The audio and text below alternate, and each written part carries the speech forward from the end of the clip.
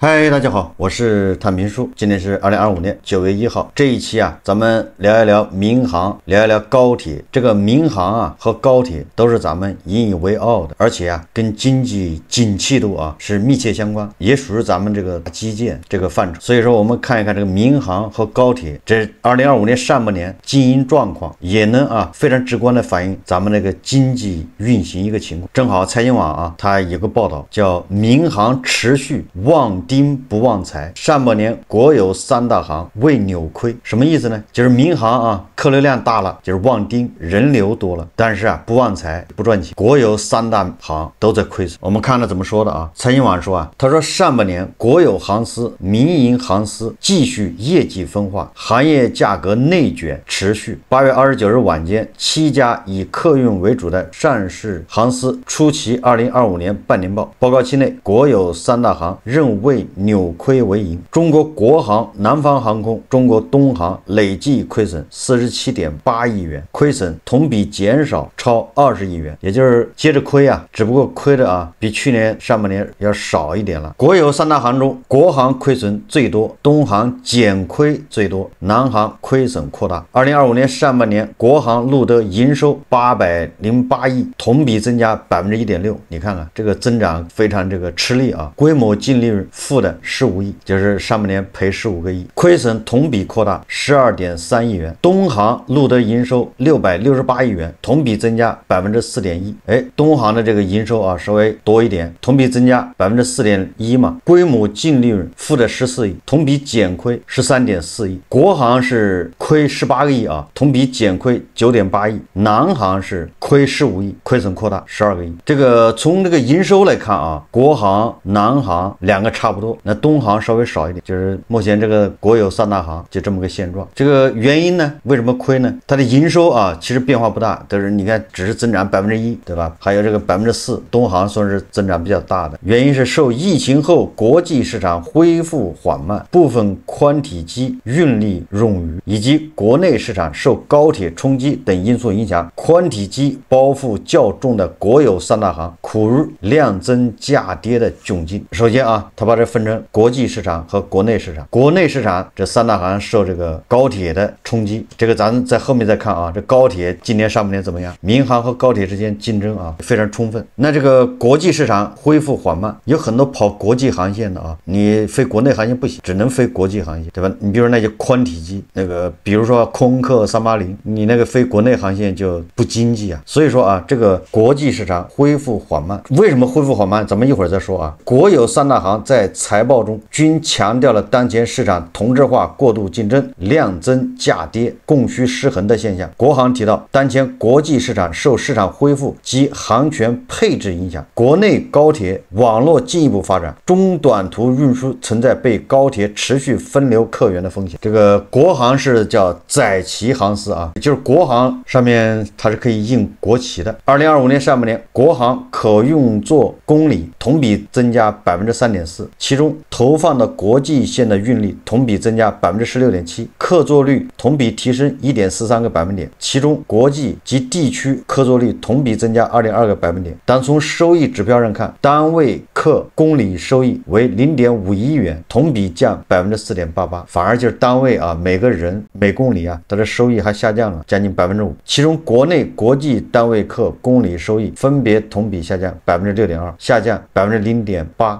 这还是国航啊，它是作为载旗行。那么南航呢，说单位客公里收益更低，为0.46元，同比降6.1%。其中国内国际客公里收益分别同比下降6%、8.5%。东航单位客公里收益为0.49元，同比降7.2%。其中国内国际客公里收益分别同比下降7.9%、5.4%。2024年以来啊，民航持续旺丁不旺财的态势。虽然全行业运力投放、客运量不断增加，客座率以及飞机利用率持续上升，但票价一直承压。民航数据显示啊，2025年上半年全民航运输旅客3.71人次，同比增长6%。那人是多了啊，坐飞机的人次数多了，飞机日利用率9小时，同比提高0.2个小时，就是飞机啊更忙了。正邦客座率达到84%，同比提高1.9个百分点，这些数字都还不错的，也就是客座率涨了啊，但是票票价方面呢，航班管家数据显示，民航经济舱含税平均票价740元，同比2024年下降7%，较2019年下降8%。2025年上半年除1月份外，各月均价皆低于2019年以及2024年同期。这个是不是意味着消费降级？就是飞机的票价在下降，你不降，别人就坐高铁去了。这是3大国有航司啊。那么民营航司呢，难免受激烈竞争影响。2025年上半年上市航司中最赚钱的春秋航空，营收是103亿元，同比增长4.4%，规模净利润11.7亿元，同比下降14%。春秋航空客运收益指标同期亦下滑，但降幅小于行业平均水平。其上半年单位客公里收益0.38元，同比下降4.2%，其中国内国际线单位客公里收益分别下降4.9%、5.5%。这个春秋航空啊，在财报中解释称说，文旅消费市场呈现出供需两旺的良好态势，但需求环境愈加复杂，客源结构和竞争问题导致行业定价表现出与出行人次数量产生一定的背离。按道理来说，出行的人越多，对吧？那出行的需求越多，那你的票价应该在涨，但是他们却出现了背离，票价还在降。吉祥航空营收利润双增，其当期录得营业收入110亿元，同比增加1%，规模净利润5.1亿元，同比增加3.3%，其单位客公里收益是0.45元，同比下降4.3%，降幅同样小于行业平均水平。那么国内第4大航司的就是海航啊，这个海航不是重组完了吗？这个海航是叫实施重整后首次中报盈利，不容易啊。财报显示，海航上半年实现营收331亿元，同比增长4.22%，规模净利润为0.57亿元，同比扭亏为盈，其资产负债率同比下降0.17个百分点，但仍高达98.7%。那它这个盈利啊，恐怕全靠财技啊。从运营数据上看，各家航司已在不断改善供给结构，运力进一步向国际航线倾斜。此外，中国民航局近期多次部署整治行业内卷式竞争工作。民航局局长曾在会上提到，民航领域的内卷是指部分市场主体为追求短期收益过度低价。8月14号，中国航空运输协会亦发布自律公约，提出对机票销售价格和航空销售网络平台的相关要求，倡导各企业严格遵守价格法、反不正当竞争法等相关法律规定，杜绝以排挤竞争对手为目的的恶意竞争行为，与低于成本价倾销、虚假宣传等，共同维护市场秩序。你这个民航啊，行业内部，也就是这个中国航空运输协会，你发这个自律公约反内卷，你只能管民航啊，你管不了高铁啊。所以这个国内啊，民航主要是面临高铁的竞争。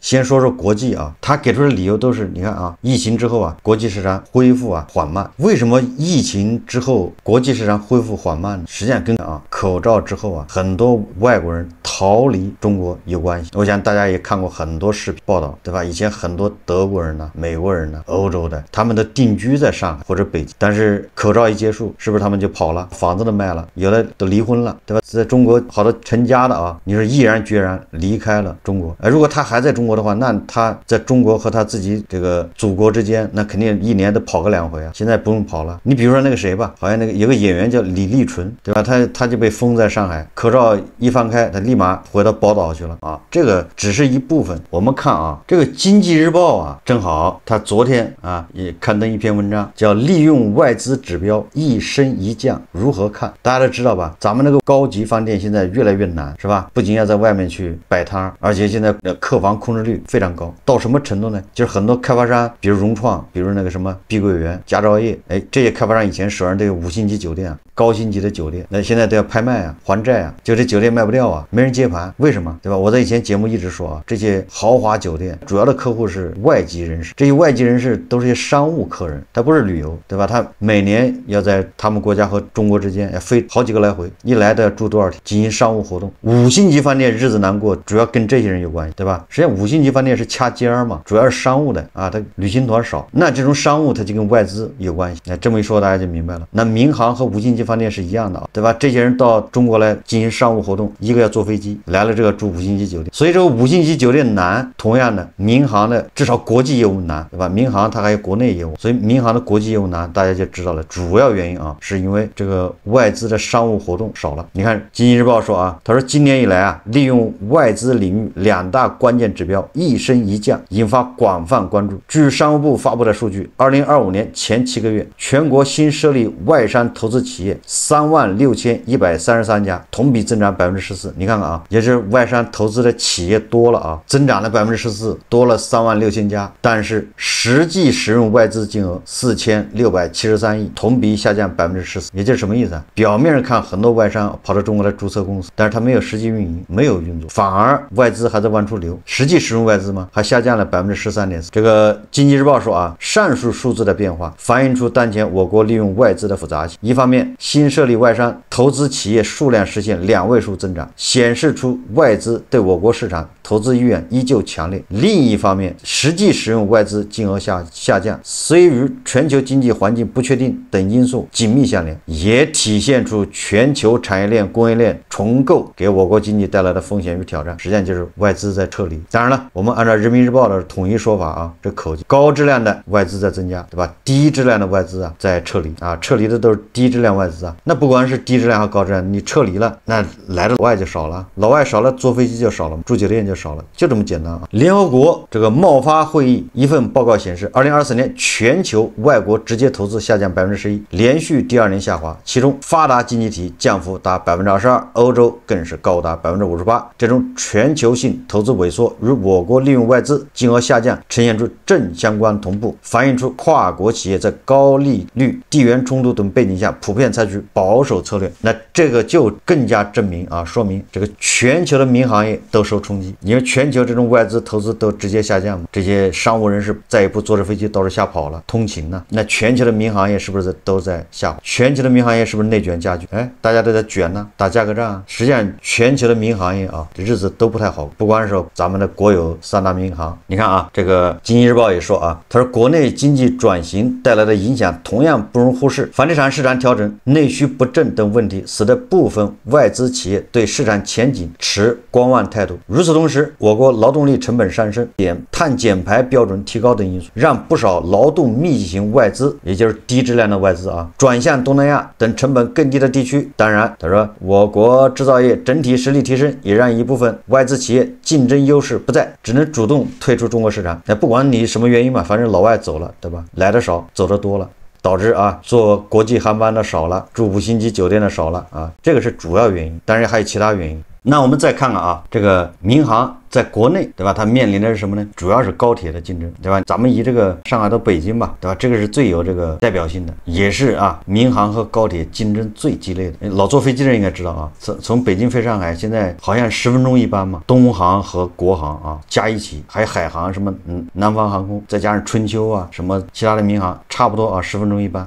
那高铁呢？那也当仁不让，对吧？还有高铁还开通北京到上海直达的，这中间好像一站不停，有的好像在济南和南京，象征性的停，就停2站。那个我看过一篇报道啊，说这个上海到北京的这个高铁啊，叫什么金融民工高铁，什么专享。他们早上啊从上海出发，坐着这个高铁啊，然后把笔记本电脑拿出来。如果你在那个车厢里面你没有电脑，那说明你这个人啊，要么就是老板，要么你失业了，没工作。他说就2种人，剩下人都在那打开电脑，在那啊做 PPT， 完了之后到北京啊，正好到总部来汇报开会，开完会再坐着高铁回去。他们说这叫什么金融民工什么专列。这为什么不坐飞机呢？这大家经常坐着知道，这个飞机啊它不靠谱，它不准点，然后花的时间实际上跟坐高铁差不多。飞机场一般都在郊区，对吧？离市中心稍微有点远，但是高铁站一般就在市中心，对吧？在市区里面。飞机啊飞的时间短，但是你两头等候的时间，对吧？那就你没法掌握，不以人的意志为转移。但是高铁这个呢，对吧？它到点就走，说点到就几点到，对吧？高铁到了之后，你再坐地铁，基本上你时间能保证，开会不会迟到，对吧？我这个是以这个上海到北京这个为例啊，正好啊，财经网还有一篇报道，叫国铁集团上半年盈利降超10%，跨境班列中中亚超中欧，就是啊，我们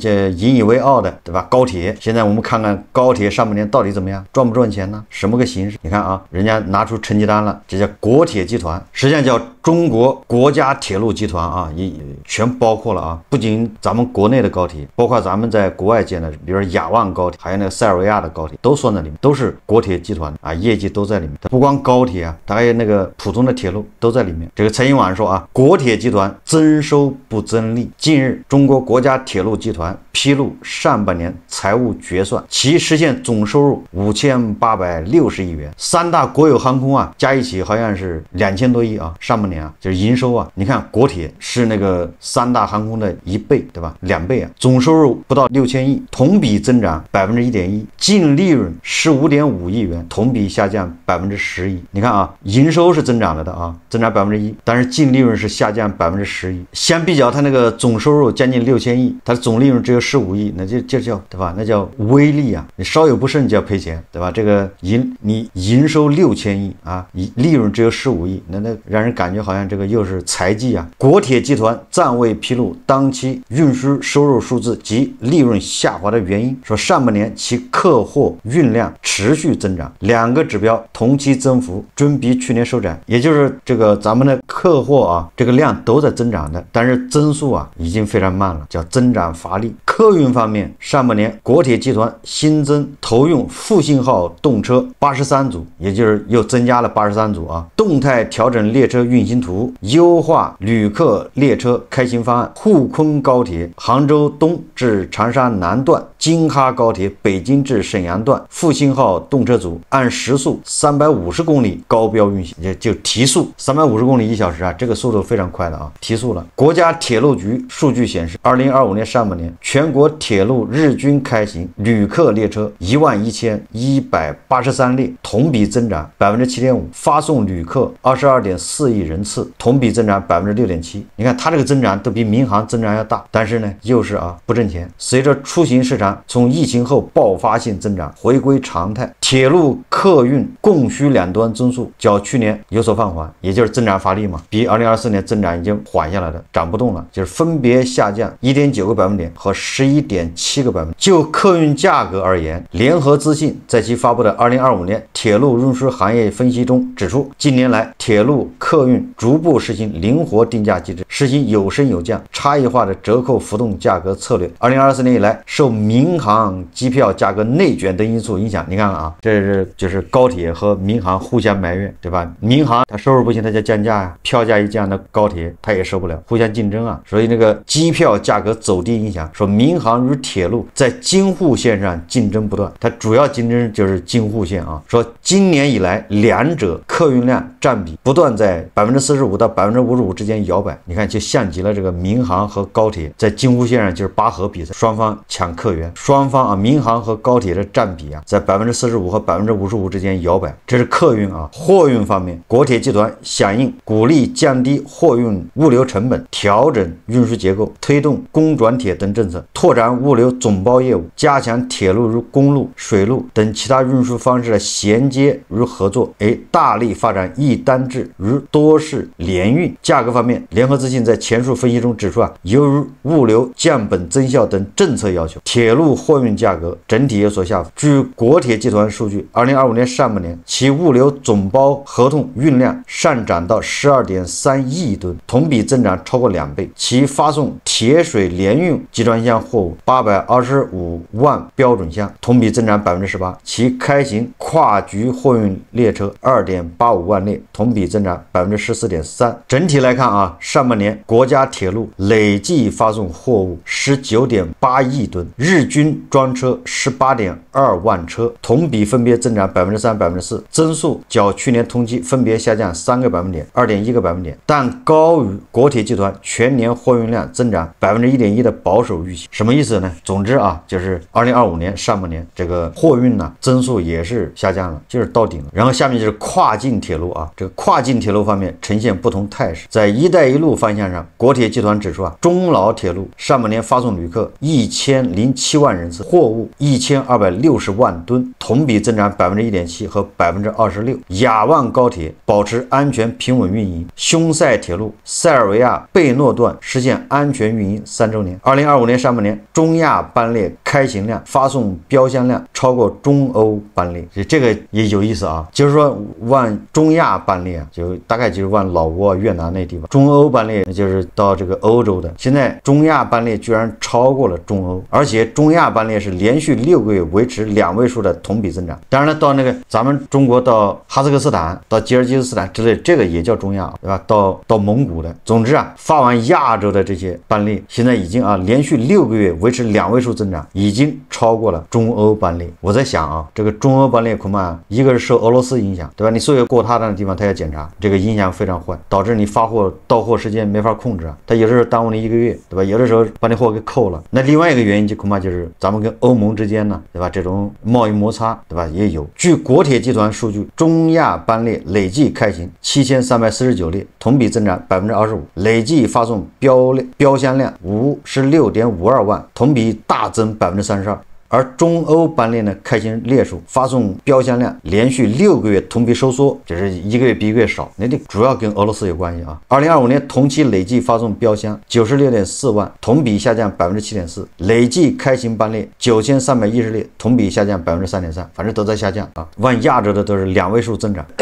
国铁集团指出，2025年上半年负债率63%，较2024年末报告其下降0.6个百分点，回落至12年前及2013年的。据统计2013年国铁集团负债率开始攀升，2015年至2019年国铁集团维持在65%的水平，2020年升至66%以上，2023年又回落至65%。铁路建设方面，上半年全国铁路累计投产新线301公里，完成固定资产投资3559亿元，同比增长5.5%。二季度投资增幅已较一季度5.9%有所放缓。业内预计，按照当前的铁路投资增速，2025年铁路投资将突破9000亿元，刷新历史新高。国铁集团增收不增利，这个时候你再修更多的铁路，你再投入更多的班列，只会拖累利润，对吧？你看跟民航一样，民航也是叫人旺财不旺，人多了，但是它还亏损，不赚钱呢。国铁铁路就是咱们的大基建呢，民航也是大基建，民航到处修机场，对吧？每个地级市都有机场，那也是大基建呢。那你就是说，这个让我们至少我们可以感受到你这个时候再投入修新的机场，对吧？再修新的高铁，这个投资就值得删却了，对吧？就有无效投资的嫌疑。你现在都已经不赚钱了，对吧？我就举个例子